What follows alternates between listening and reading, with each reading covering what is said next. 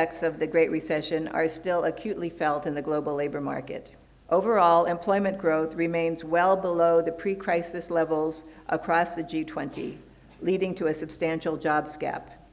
Unfortunately, this is one area where India is no exception to the trend. We'll have the challenge of providing 10 million jobs every year, almost 1 million every month during next 10 years or so. We need to be able to project much, much better where jobs are going to come from. And this can't depend only on the past. It's got to depend on much more robust analysis of where and how job creation is actually taking place. We already have created a large database of more than 2 crore job seekers and 9 lakh job providers, besides the skill providers and counselors on this platform, which is completely IT-driven.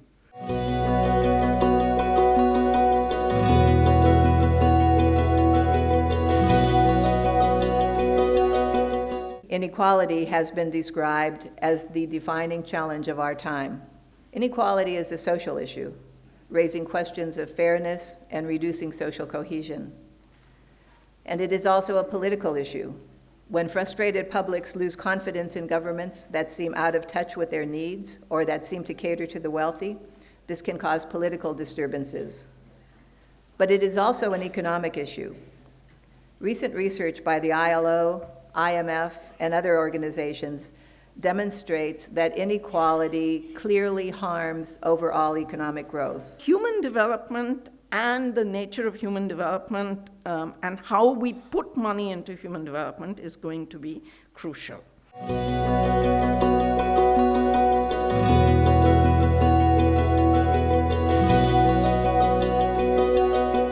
We have also seen other profound changes in labor markets over recent decades. These arise from technological change, increased migration, aging societies in some countries and youth bulges in others, and shifting employment patterns. The direction of these changes, unfortunately, has often been away from inclusive economies and social justice.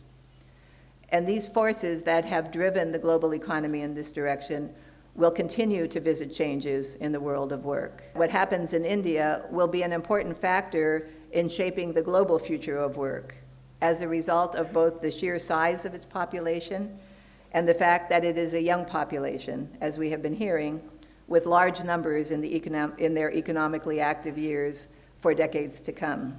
India is one of the youngest nations, as is widely known in the world, and adding largest number of global labor force at present. Indeed, around 1/5 of the labor force, growth in labor force in the world is being added by India alone. Future labor force will be very different from the past labor force. They won't be uneducated, they will be largely semi-educated and educated, both men and women. They won't cherish job in agriculture.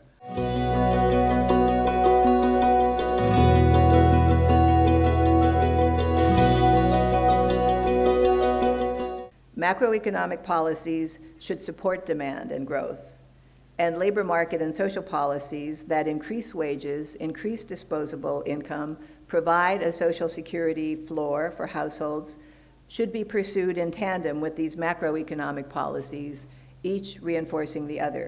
In present global scenario, when job creation continues to be a primary development objective, ease of business and compliance are considered to be the prelude to achieve the goals of job-rich, inclusive growth. Industrial peace and harmony can be achieved only when the goals of employment and employability are in tune with the goals of industrial development and growth.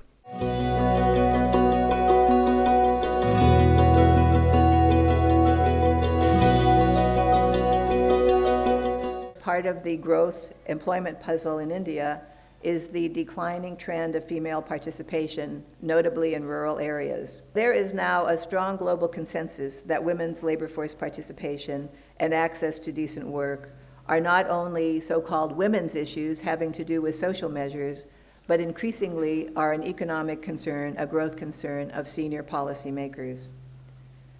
Notwithstanding, women continue to face barriers that can be removed to enter labor markets, and these barriers include working conditions that are so unattractive that they're not tolerable, they don't draw women in, low employment security, low wages, actual discrimination, and also the challenge of balancing the competing burdens of work and family responsibilities. In addition, women are heavily represented in the informal economy, where they have the least legal protections. Women are shifting out of working for pay into domestic work and domestic work plus other activity. The decline in women's workforce participation after a steady, continuous period of increase up to about a decade ago is, I think, one of those signs of a dying bird in the miner's cage.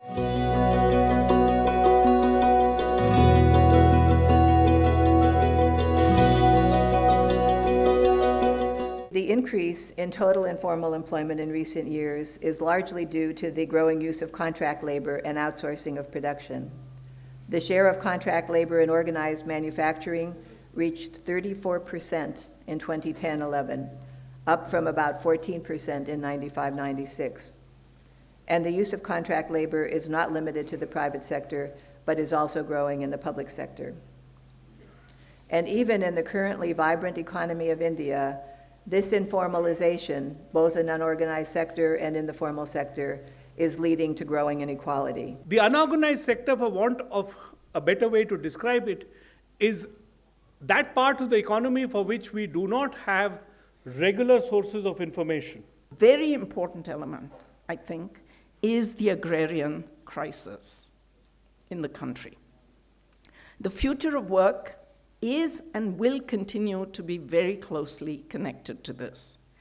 It will fuel and drive not just the migration that we are seeing happening towards the urban areas in search of work, but it will also fuel what happens with those who remain in the rural sector but simply cannot find work anymore, even of the casual type that used to be there before. For the first time in India, we have seen decline, absolute decline in agricultural employment, and it is going to accelerate further.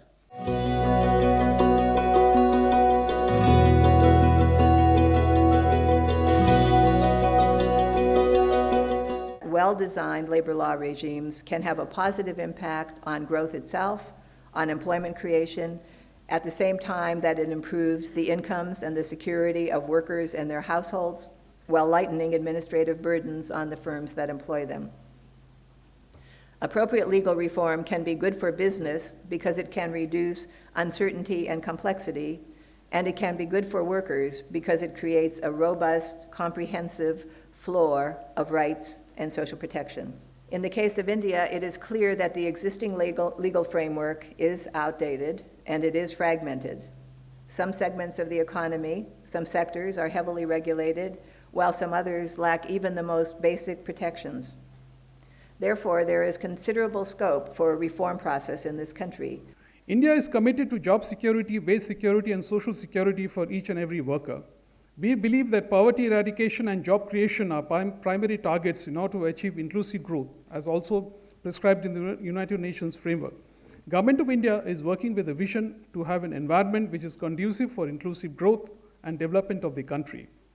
We are bringing governance reforms, working on processes for ease of doing business. At the same time, we are working on legislative reforms.